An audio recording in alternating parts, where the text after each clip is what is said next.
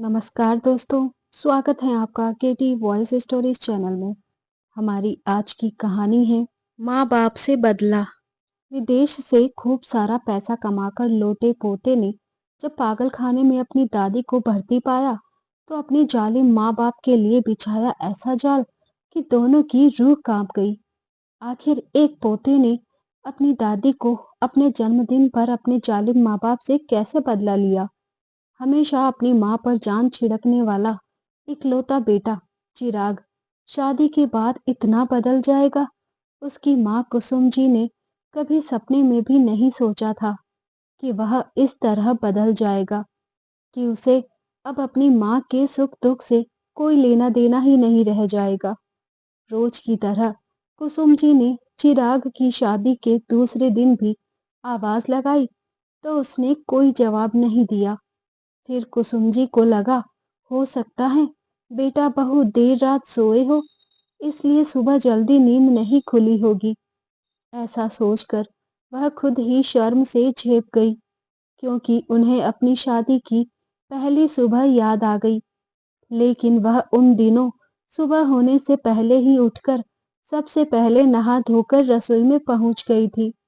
परंतु आजकल की बहू बेटियों को किसी ने मान मर्यादा से कोई फर्क ही नहीं पड़ता।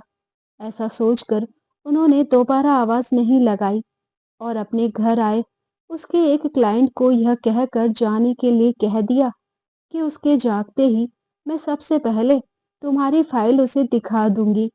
दरअसल उनका बेटा चिराग पैसे से वकील था और अच्छी वकालत करता था कि अच्छे अच्छों की छुट्टी कर देता था, क्योंकि यह गुण उसने अपने माता पिता से ही सीखा था। उसके पिता जगमोहन जी अपने जमाने के नामी वकील थे। उन दिनों उन्होंने जितना धन कमाया उससे कहीं ज्यादा इज्जत कमाई थी। वही गुण उनके बेटे चिराग में भी आ गए थे। इसलिए सुबह होते ही उनके घर में क्लाइंट का किसी न किसी काम से आना जाना लगा रहता था। लेकिन जब से उसकी शादी सपना से हुई थी, तब से पता नहीं उसके दिमाग में क्या खिचड़ी पक रही है कि वह ना ही अपनी माँ के साथ ठीक से बात करता है, ना ही उसके पास आने वाले क्लाइंट के साथ अच्छी तरह से पेश आता है। जब से सपना ने उसकी जिंदगी में कदम रखा है, वह तो मानो बावरा ही हुआ जा रहा है। उसे सपना के अलावा कोई दिखाई ही नहीं देता था। उसने जो कह दिया समझो चिराग के लिए पत्थर की लकीर होती थी। अब चाहे घर के काम करने हो या बाहर से सब्जी दूध या अनाज लाना हो, यह सब काम कुसुम जी के हिस्से में ही आता था। अगर कुसुम जी किसी दिन सब्जी दूध या अनाज नहीं लाती थी, उस दिन समझो कुसुम जी के पेट में पानी के अलावा कुछ भी नहीं जाता था। जबकि चिराग और सपना या तो बाहर जाकर खा लेते या फिर ऑनलाइन ऑर्डर करके घर पर ही खाना मंगवा लेते। लेकिन भूखी रह जाती तो वह थी सिर्फ कुसुम जी। बेटा बहू के रहते उन्हें कोई यह पूछने वाला भी नहीं था कि उनकी तबीयत कैसी है, उन्हें कब किसी चीज की जरूरत है, उन्हें भूख तो नहीं लगी। फिर भी कुसुम जी कभी किसी से शिकायत नहीं करती थी, क्योंकि वह जानती थी अगर वह थोड़ी सी भी ऊंची आवाज में बात करेगी तो उनके बहू बेटे चुप रहने वाले तो है नहीं। और वह नहीं चाहती थी कि किसी भी बात का बतंगड़ बने और पड़ोसी ताली हंसी उड़ाए। उन्होंने अपने मन में ठान लिया था कि जब तक उनकी सांस चलेगी वह बिना किसी शिकायत के उनसे जितना बन पड़ेगा वह करती रहेगी। और वह लगी रही अपने काम में। एक दिन कुसुम जी को अधिक थकान और उम्र ढल जाने के कारण भयंकर बुखार हुआ, जिसके कारण उन्हें बहुत ज्यादा पसीना आया और बुखार भी बढ़ गई थी। उन्होंने देखा उनके कमरे में रखे जग में पानी खत्म हो गया है। उनके हाथ पैर थर थर कांप रहे थे। फिर भी उन्होंने जग को पकड़ा और दीवार के सहारे धीरे धीरे किचन में पानी लेने गई। जब वह पानी लेने जा रही थी, तब उन्होंने देखा उनके बेटे बहू के कमरे की लाइट जल रही है। उन्हें डर लग रहा था कि कहीं कोई उनके बेटे या बहू की तबीयत खराब तो नहीं हो गई। यह पता करने के लिए वह धीरे धीरे उनके कमरे के दरवाजे के पास गई। वहां जाकर उन्होंने जो सुना, उनके तो पैरों तले जमीन ही खिसक गई। उनका बेटा चिराग कह रहा था, यार, यह माँ भी कब तक जिंदा रहेगी। पापा तो अपना जल्दी ही टिकट कटाकर परलोक सिधार गए, लेकिन यह माँ तो लगता है अमर खाकर ही आई है। इसे जाने कब यमराज जी के पास से बुलावा आएगा। मुझे तो लगा था पापा के चले जाने से उनके शोक में ही निपट जाएगी, लेकिन पता नहीं इस पुराने सामान रूपी कबाड़ को और कब तक बोझ की तरह ढोना पड़ेगा। तभी सपना बोली, यार चिराग, ऐसी बातों में तुम्हारी माँ के लिए करती तो एक बार शोभा भी देता, लेकिन तुम तो उनके अपने बेटे हो। फिर तुम अपनी ही माँ के लिए ऐसा कैसे बोल सकते हो। भगवान ना करे कल के दिन अगर हमारा बेटा सुनेगा और हमारे बारे में भी ऐसी ही बात करेगा तो क्या हमको अच्छा लगेगा। और तुम ही तो बताते हो ना कि तुम कॉलेज कर रहे थे, तभी तुम्हारे पापा गुजर गए थे। उस समय तो तुम्हारी पढ़ाई के लिए भी बहुत पैसों की आवश्यकता रही होगी। फिर वकालत की पढ़ाई में भी तो पैसे लगे होंगे। यह सब तो तुम्हारी माँ ने ही खर्च किए होंगे। तो फिर तुम उन दिनों को कैसे भूल सकते हो।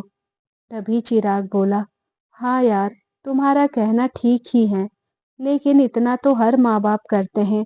तो मेरी माँ ने मेरे लिए इतना करके मेरे ऊपर कोई एहसान तो नहीं किया ना। हमारा बेटा अक्षय भी है, तो उसके प्रति हमारी भी जिम्मेदारी है। हम भी जी जान लगा देंगे उसकी परवरिश में। तुम देखती रहना, उसकी परवरिश में मैं कोई कमी नहीं होने दूंगा। मेरी माँ की तरह नहीं करूंगा, कभी चावल तो कभी रोटी नहीं, कभी सब्जी तो कभी दाल नहीं। ऐसे सब कठिन परिस्थितियों में माँ ने पाला है मुझे। लेकिन तुम देखती रहना, मैं अपने बेटे को किसी भी चीज की कोई कमी नहीं होने दूंगा।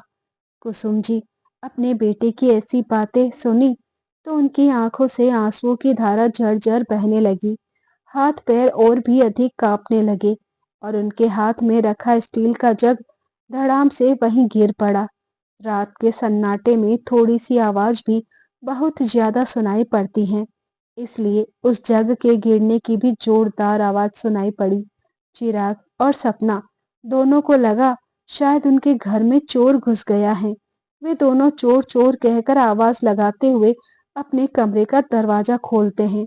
उनके शोर करने से उनका 5 साल का अक्षय भी जाग उठा और डर कर मम्मी मम्मी कहकर रोता हुआ अपनी माँ के पास जा छुपा। कुसुम जी डर के कारण वहीं दरवाजे के पास रखे ड्रम के पीछे छुप गई, वरना उनके बेटे बहू उनको वहां देख लेते तो फिर से हंगामा करने लग जाते। लेकिन उनके पोते अक्षय ने उन्हें देख लिया और उनकी तरफ उंगली का इशारा करते हुए कहा, दादी दादी। तभी सपना ड्रम के पास गई और उनका हाथ पकड़कर बाहर निकालते हुए बोली, क्यों रे बुढ़िया, तुझे हमारी जासूसी करने में बड़ा मजा आता है ना।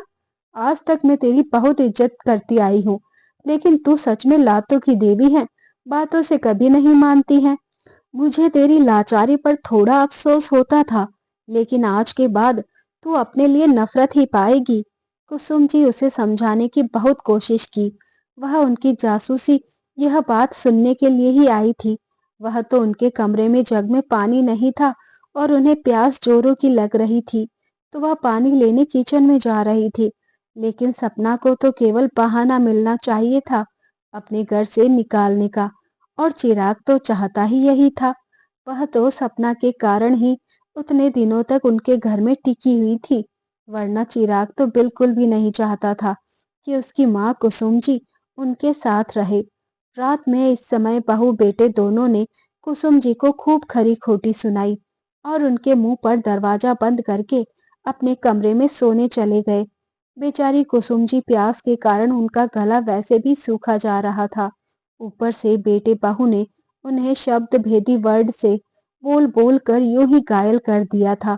अब उन्हें यह समझ नहीं आ रहा था कि वह पानी लेने किचन में जाए या बिना पानी लिए ही अपने कमरे में जाकर फूट फूट कर रोए, क्योंकि बेटे बहू की बातों में उन्हें इतना घायल कर दिया था कि अब उनके जीने की इच्छा पूर्ण रूप से खत्म हो चुकी थी। वह वहीं पर बहुत देर तक बैठकर आंसू बहाती रही। फिर जब प्यास ज्यादा बढ़ गई तो वहां से उठी और किचन में जाकर पानी लेकर आई और अपने कमरे में जाकर फूट फूट कर रोने लगी। अब उन्होंने मन में ठान लिया था कि अपने बेटे बहू के पास नहीं रहेगी। वह या तो अपने गांव वाले घर में चली जाएगी या अपने भाई भतीजे के पास चली जाएगी। लेकिन फिर दूसरे ही पल उन्हें लगा, दूर के ढोल सुहाने लगते हैं, बेटे बहू के कम से कम इज्जत तो बनी हुई है। अगर इस घर से निकल जाती हूँ तो भाई भतीजों ने अगर अच्छे से रख लिया तो ठीक है, लेकिन वहां भी ऐसा ही कुछ हुआ और गांव के घर में चली गई, लेकिन वहां मेरा खर्च कौन पूरा करेगा? और अक्षय मेरे पोते के बिना तो मैं एक दिन भी नहीं रह सकती। इसलिए अपने पोते की खातिर उन्होंने अपने आप को समझा लिया कि चाहे बेटा बहू जैसा भी रखेंगे, मैं उनके साथ ही रहूंगी। ऐसा सोचते सोचते उन्हें कब नींद लग गई, उन्हें पता ही नहीं चला। जब सुबह कुसुम जी देर तक सोती रही तो उनकी बहू सपना को डर लगने लगा कि क्या हो गया इस बुढ़िया को, रोज सुबह सबसे पहले उठने वाली आज कैसे इतनी देर तक सो रही है। उसने अपने पति से कहा, क्यों जी, आपकी माँ को रात वाली बात कहीं ज्यादा ही तो नहीं लग गई और अपने पति के पास परलोक तो नहीं सिधार गई? कहकर उसने मुस्कुरा दिया। तभी चिराग बोला, हाँ यार, काश तेरा कहा हुआ शब्द सही हो जाता तो कितना अच्छा होता। यह जबरदस्ती के बोझ को ढोने से तो छुटकारा मिलता। चिराग और सपना की बातें कुसुम जी अपने बिस्तर पर लेटी हुई सुन रही थी, लेकिन बुखार और कमजोरी के कारण उन्हें अपने बिस्तर से उठने की इच्छा भी नहीं होती थी। उन दोनों की बात सुनकर भी बेचारी बीमार लाचार बुढ़िया क्या कर सकती थी। उनकी आंखों से आंसू बहने लगे। ऐसे ही दिन बीत रहे थे। कुसुम जी के कभी अपमान तो कभी जिल्लत, यही सब उनके हिस्से में आते। परंतु एक दिन चिराग अपनी माँ के पास गया और बोला, माँ, अभी आपकी तबीयत कैसी है? चिराग के इतने प्यार और अपनापन भरे शब्द सुनकर कुसुम जी भाव विभोर हो गई और बोली, बेटा, अब बुढ़ापे का शरीर है, कुछ ना कुछ तो होता ही रहता है। कई दिनों से घुटनों के दर्द से परेशान हूँ, सांस लेने में भी परेशानी होती है। लेकिन क्या करूँ बेटा, मुझ अभागन को मौत भी क्यों नहीं आती। कई कई दिनों तक भूखे रहने और घर के इतने काम करने के बाद भी लगता है भगवान मुझसे रूठ गया है। कहकर वह रोने लगी। उनकी बातें सुनकर सपना का तो खून खोल रहा था, लेकिन चिराग ने इशारा करके उसे चुप रहने को कह दिया। अब चिराग अपनी माँ के आंसू पोंछते हुए बोला, माँ, अभागन आप नहीं, मैं हूँ। मैंने आपको बहुत दुख दिया है। माँ, मुझे अब अपनी गलती का एहसास हो रहा है। मैं इतना बड़ा वकील हूँ, सबके केस लड़कर उनकी परेशानियों को दूर करता हूँ और अपने ही घर की अपनी ही माँ की परेशानियों को दूर नहीं कर पा रहा हूँ। धिक्कार है मेरे जैसे बेटे को कि उसकी बूढ़ी माँ परेशानियां झेलती रहे और बेटा सुकून से रहे। मैं आपको कल ही हमारे शहर के एक बहुत बड़े अस्पताल में ले जाकर इलाज करवाऊंगा। तब तक आप अपने कपड़े और जरूरी सामान एक बैग में रख लीजिए। क्या पता 2-4 दिन शायद वहां रुकना भी पड़ सकता है। कुसुम जी भी अपने बेटे की बातें सुनकर बहुत खुश हुई और जल्दी जल्दी अपना पैकिंग करना शुरू कर दिया। सपना को थोड़ा बुरा तो लग रहा था कि बूढ़ी माँ के साथ ऐसा नहीं करना चाहिए, लेकिन फिर उसे रात की बात याद आ जाती है और फिर उनके प्रति उनकी नफरत बढ़ जाती है और वह कुछ नहीं कर पाई। चिराग ने सबसे पहले अपनी पत्नी और बेटे को अपने ससुराल पहुंचा दिया ताकि बेटा अपनी दादी को कहीं जाता हुआ देखकर उनके साथ ही जाने के लिए जिद ना करने लगे। फिर अपनी माँ से बोला, माँ, मैं आते जाते अस्पताल से पेपर ला दिया हूँ, इसमें आप साइन कर दीजिए।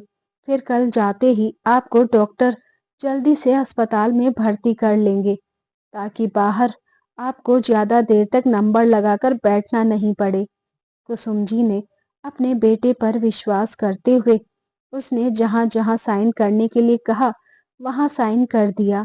जबकि उनके पति जगमोहन जी, जो कि बहुत ही जाने माने वकील थे, उन्होंने कुसुम जी को हमेशा यही सिखाया था कि चाहे कोई कितना भी अपना होगा, कहीं भी किसी भी पेपर पर साइन करने से पहले एक बार जरूर पढ़ लेना, और अगर समझ में नहीं आए तो उस पर कतई साइन नहीं करना। लेकिन कुसुम जी ने अपने बेटे पर पूरा भरोसा करके सभी पेपर्स पर साइन कर दिए। चिराग मन ही मन बहुत खुश हुआ कि अब बुढ़िया मरे या जिए, अब उससे कोई लेना देना ही नहीं। और उसने दूसरे दिन ही उन्हें अपनी कार में बैठाकर पागल खाने ले गया। जब वह उन्हें पागल खाने लेकर जा रहा था, तब बेटे की दोस्त के पिता ने उसे देख लिया था। उन्होंने चिराग को रोकने की कोशिश भी की कि वह अम्मा जी को पागल खानों में लेकर क्यों जा रहा है, लेकिन वह वहां से इतनी जल्दी में निकल कर गया कि वह उससे बात ही नहीं कर पाए। लेकिन जब चिराग थोड़ी देर बाद वहां से निकला तो अकेला ही निकला। तब अक्षय के दोस्त के पापा रमेश बाबू ने पागल खाने में जाकर अक्षय की दादी के बारे में पता लगाने की कोशिश की, तो वहां के स्टाफ ने किसी के भी पर्सनल जानकारी देने के बारे में साफ मना कर दिया, और यह भी बताया कि अगर वे लोग ऐसा करते हैं तो उन्हें नौकरी से हाथ धोना पड़ेगा।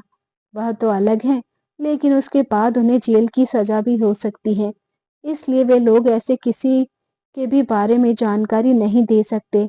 बेचारे रमेश बाबू निराश होकर वापस आ गए। उधर चिराग खुशी खुशी अपने घर गया और अपनी पत्नी को फोन लगाया और उसे बताया कि सारा काम अच्छी तरह से हो गया है, अब तुम जल्दी से घर वापस आ जाओ। सपना भी अपने बेटे अक्षय को लेकर अपने घर आ गई। बेटा जैसे ही अपने घर पहुंचा, सबसे पहले अपनी दादी के कमरे में गया। कुसुम जी जब उसे वहां नहीं मिली तो वह अपने घर की छत के ऊपर गया। वहां भी नहीं मिली, तब अपने पापा से बोला, पापा दादी कहाँ गई हैं, दिखाई नहीं दे रही हैं। मैं घर में देख लिया, मैंने छत के ऊपर जाकर देख लिया, लेकिन ऐसा कैसे, कहाँ चली गई, पहले तो घर पर ही रहती थी। तब चिराग ने अक्षय को अपने गले से लगाते हुए कहा, अरे मेरे राजा बेटे, तुम थोड़ी देर शांत रहोगे, तभी तो मैं बताऊंगा कि तुम्हारी दादी कहाँ गई है। अक्षय बोला, ठीक है पापा, जल्दी से बताइए ना, मेरी दादी कहाँ गई हैं, मैंने उनके लिए उनकी मनपसंद मिठाई लाया हूँ। सपना अक्षय की बातें सुनकर दंग रह गई। वह बोली, अरे बेटा, तुम्हें कहाँ मिली वह मिठाई। अक्षय बोला, मम्मी, मैं कहीं किसी के घर चोरी नहीं की है, वह तो घर वाले जब भी चाय नाश्ता देते तो मैं वहां मिठाई अपने दादी के लिए छुपा कर रख लेता था। तब चिराग ने उसके सर पर प्यार भरा हाथ फेरते हुए कहा, बेटा, तुम्हारी दादी ने भगवान का नाम लेना ही छोड़ दिया था, उन्हें बेचैनी सी महसूस हो रही थी, इसलिए मन की शांति के लिए चारों धाम की यात्रा पर निकल गई हैं। अपने पिता की बातें सुनकर अक्षय अब थोड़ा शांत हुआ। फिर उसके दिमाग में एक बात आई, क्यों ना वह खुद ही अपनी दादी को वीडियो कॉलिंग करके उनसे बात कर लिया जाए, ताकि दादी के दर्शन भी हो जाए करेंगे और उनके रहन सहन के बारे में भी जानकारी हो जाएगी। उसने अपने पापा के मोबाइल से वीडियो कॉल किया, देखा तो दादी का मोबाइल तो घर पर ही रखा है। उसने अपने पापा से पूछा, क्या पापा, आपने दादी को मोबाइल क्यों नहीं दिया, अब वह कहाँ है, कैसी हैं, कैसे पता चलेगा। तब चिराग ने उसके सर पर प्यार से हाथ फेरते हुए कहा, कोई बात नहीं बेटा, तुम्हारी दादी जिनके साथ गई है ना, उनके साथ मेरी बात होती रहती है, इसलिए तुम चिंता मत करो और अपनी पढ़ाई लिखाई में ध्यान दो। अक्षय तब छोटा ही था, उसने अपने पापा की बातों में यकीन कर लिया। समय धीरे धीरे बीतता गया और अक्षय विदेश में जाकर डॉक्टर की पढ़ाई करने लगा। जब वह डॉक्टर की पढ़ाई करके अपने देश वापस आ रहा था, उसके मन में ढेरों प्रश्न चल रहे थे। वह सबसे ज्यादा अपनी दादी को ही याद कर रहा था, लेकिन वह जब भी अपनी दादी के बारे में पूछता, उसके पापा कह देते, बेटा, तुम्हारी दादी को मोह माया से कोई लेना देना नहीं, इसलिए वह जब से चारों धाम यात्रा पर गई है, उनका मन भगवान की भक्ति में ही लीन हो गया है और वह किसी तीर्थ स्थल में बैठकर ही भगवान का चिंतन करने लगी है। लेकिन अक्षय का मन मानने को तैयार ही नहीं था। वह विदेश से आया और वापस अपने घर नहीं जाकर सीधे अपने दोस्त के घर गया और उसे अपने मन की बात बताई कि किस तरह उसकी दादी के लिए उसका मन तड़पता है। तभी चिंटू ने अक्षय को बताया कि उसके पापा रमेश जी उसे बता रहे थे कि तेरे पापा तेरी दादी को पागल खाने में लेकर जा रहे थे, और वह सारी बातें बताई जो रमेश जी ने उस दिन देखा था। अक्षय, चिंटू और रमेश जी तीनों ही इस पागल खाने में गए जहां अक्षय की दादी थी। वहां जाकर अक्षय ने अपना आईडी कार्ड दिखाया तो उन्हें अंदर जाने दिया। अक्षय ने जब अपनी दादी को देखा तो वह तो उन्हें पहचाना ही नहीं, लेकिन जब वहां के डॉक्टर ने उसे बताया कि कुसुम जी वास्तव में पागल नहीं थी, वह एक सुलझी हुई समझदार महिला थी, लेकिन किसी चिराग नाम के आदमी ने किसी चंद्र नाम के डॉक्टर के द्वारा लिखित सर्टिफिकेट दिखाया जिसमें कुसुम जी को 95% पागल घोषित कर दिया गया था। लेकिन वह इन पागलों के बीच रहते रहते इन पागलों से भी ज्यादा खतरनाक हो गई हैं। इन्हें खाना खिलाना हो या पानी पिलाना हो, सबसे पहले उनके चारों हाथ पैर को लोहे की चेन से बांधना पड़ता है, तब यह खाना खाती हैं या पानी पीती हैं। अपनी दादी की ऐसी दुखद कहानी सुनकर अक्षय की आंखों में आंसुओं की झड़ी लग गई थी। उसने अपनी दादी के बालों को सुलझाया, भोजन कराया, हाथ मुंह धुलवाकर। कुसुम जी को भी उस दिन कुछ अच्छा महसूस हुआ। उन्होंने पहले की तरह पागलों जैसी हरकतें नहीं की और कोई छोटे बच्चों की तरह इधर-उधर ऐसे देखने लगी जैसे उन्हें कुछ समझ में ही नहीं आ रहा हो, क्योंकि वास्तव में उन दिनों उन पागलों के बीच रहते रहते अपना मानसिक संतुलन खो बैठी थी। लेकिन अपने पोते के स्पर्श मात्र से उनके मन में एक अजीब सी शांति का अनुभव हुआ। अक्षय ने उनको दिए जाने वाले मेडिसिन चेक किए। उसने देखा यह दवाई तो उसकी दादी को और भी अधिक अग्रेसिव करने वाली है। उसने वहां के डॉक्टर से निवेदन किया कि उसकी दादी का इलाज उसे ही करने दे। डॉक्टर ने उसे समझाने की कोशिश की कि उन्हें ठीक होने तक वही रहने दे, लेकिन उसने अपनी जवाबदारी में उनकी छुट्टी करवाकर वहां से लेकर अपने दोस्त चिंटू के घर ले आया। चिंटू के पापा रमेश जी ने उसकी दादी की सेवा अपनी माँ की तरह की। अब कुसुम जी कुछ ही दिनों में पूरी तरह से ठीक हो गई। एक दिन अक्षय अचानक अपने घर पहुंचा। वहां जाकर देखा तो उसके घर में बहुत ही जोर शोर से जश्न मनाया जा रहा था। सभी लोग उसके पापा को बधाइयां दे रहे थे, क्योंकि उसके पापा ने शहर के बीचों बीच बहुत बड़ा शोरूम खोला था। जहां बेटे ने उनकी सफलता का राज जानना चाहा तो उन्होंने कह दिया, अरे बेटा आम खाओ, गुठलियां क्यों गिन रहे हो। अक्षय को शक हुआ और उसने पता लगाना शुरू किया कि उसके पापा ने करोड़ों का शोरूम इतनी जल्दी कैसे खोल लिया। तब उसे पता चला कि उसके पापा ने उसकी दादी से धोखे से उनके नाम पर जितनी भी प्रॉपर्टी थी एक पेपर्स में साइन करवा लिए और सारा धन हड़प लिया और उन्हें पागल करार कर पागल खाने में डालकर अपना पल्ला झाड़ लिया। यह सारी सच्चाई पता करने में रमेश जी ने उसकी बहुत मदद की। सारी सच्चाई पता चलते ही अक्षय के मन में उसके मम्मी पापा के प्रति भयंकर नफरत भर गई। उसने अपने मम्मी पापा को सबक सिखाने की सोची।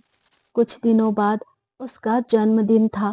उसने अपने मम्मी पापा से कहा, पापा मुझे ऐसा गिफ्ट चाहिए जो मुझे सबसे ज्यादा पसंद है। उसके पापा ने कहा, अरे तुम जो कहोगे हम तुम्हें देने के लिए तैयार हैं। बोलो तुम्हें क्या चाहिए। उसने कहा, मैं ऐसी चीज खरीदने जा रहा हूँ जिसमें आपके साइन चाहिए। आप मेरे ऊपर विश्वास तो करते हैं। पापा, चिराग बोला, अरे बेटा तुम कैसी बात कर रहे हो। तुम हमारे इकलौती संतान हो। हम तुम्हारे ऊपर विश्वास नहीं करेंगे तो किसके ऊपर करेंगे। अच्छा तो पापा, आप बिना कोई सवाल जवाब किए इन पेपर्स पर साइन तो कर दीजिए। चिराग ने पेन पकड़ा और अक्षय ने जहां जहां कहा वहां वहां साइन कर दिया। अक्षय उन पेपर्स को लेकर सीधे कोर्ट चला गया और कुसुम जी की ओर से केस लगा दिया कि 2 दिनों के अंदर उनके घर खाली होना चाहिए और जो शोरूम शहर के बीचों बीच चिराग ने खोला है उसका भी मालिकाना हक कुसुम जी को ही दिया गया, क्योंकि वह शोरूम उन्हीं की प्रॉपर्टी को बेचकर बनाया गया है। और जिस घर में चिराग और सपना रह रहे थे, वह घर भी कुसुम जी के पति जगमोहन जी ने ही खरीदा था। इसलिए हक से वह घर भी कुसुम जी का ही है। जब वह नोटिस चिराग और सपना ने पढ़ा, तो उनके तो पैरों तले जमीन ही खिसक गई। फिर चिराग बोला, अरे सपना, हमको घबराने की कोई बात नहीं है। माँ तो पागल खाने में है। मैंने उनका ऐसा पक्का इंतजाम किया है कि 7 जन्म ले लेगी ना, फिर भी ठीक नहीं हो पाएगी। क्योंकि जब वह अच्छी भली थी, तभी मैंने ऐसे लोगों के बीच में छोड़ दिया था कि वह ऑटोमेटिक पागल हो गई होगी। क्योंकि मैं पिछले महीने ही तो गया था वहां के डॉक्टर से मिलने, तो उन्होंने बताया अब कुसुम जी पूर्ण रूप से पागल हो चुकी है। अब तो माँ इतनी पागल हो चुकी है कि लगता है वह किसी को नोच खाएगी। इसलिए वहां के डॉक्टर उसे लोहे की चेन से बांध कर रखते हैं। इसलिए अब माँ तो ठीक हो ही नहीं सकती। फिर कौन भेजेगा हमें ऐसा नोटिस?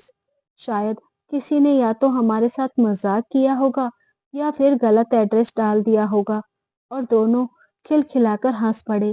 तभी चिराग का बेटा अक्षय पुलिस वालों के साथ घर में दाखिल हुआ और बोला, मम्मी, हमारे घर कुछ मेहमान आए हैं, स्वागत नहीं करोगे इनका? पुलिस वालों को देखकर चिराग और सपना भौचक्के रह गए। दोनों एक साथ बोले, सर आप यहाँ क्या कर रहे हैं?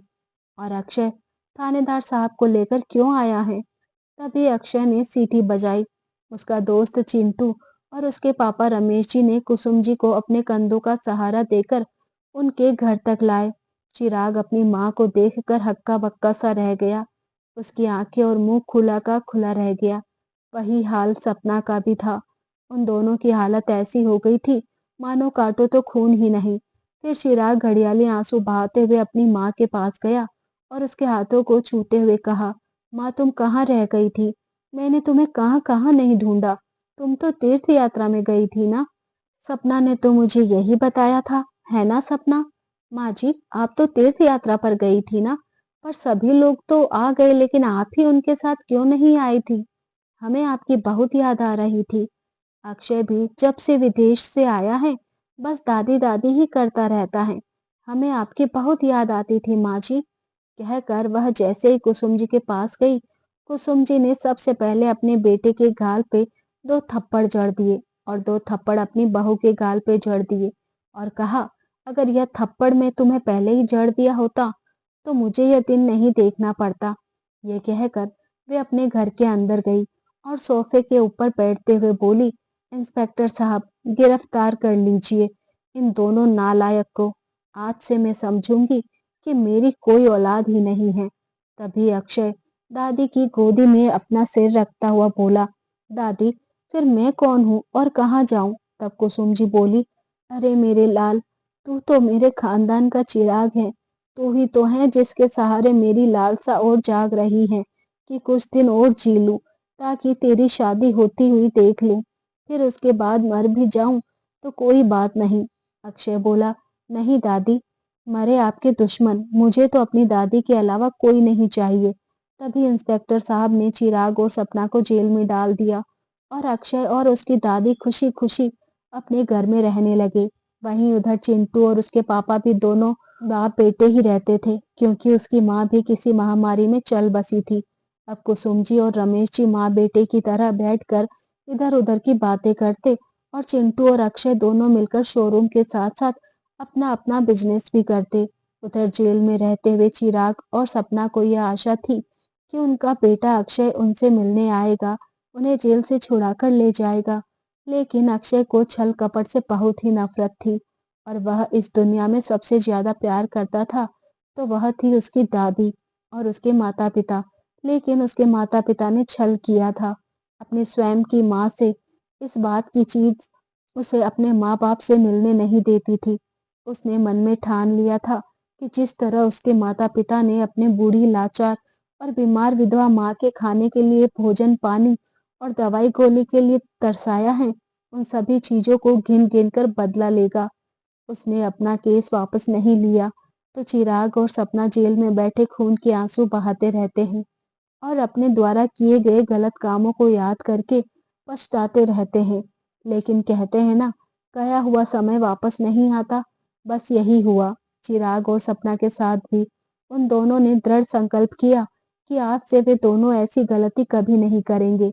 दोस्तों, उम्मीद करती हूँ आपको कहानी पसंद आई होगी। कहानी पसंद आई हो तो वीडियो को लाइक, चैनल को सब्सक्राइब करें। मिलते हैं जल्द ही एक नई कहानी के साथ। तब तक आप अपना ख्याल रखिए। धन्यवाद।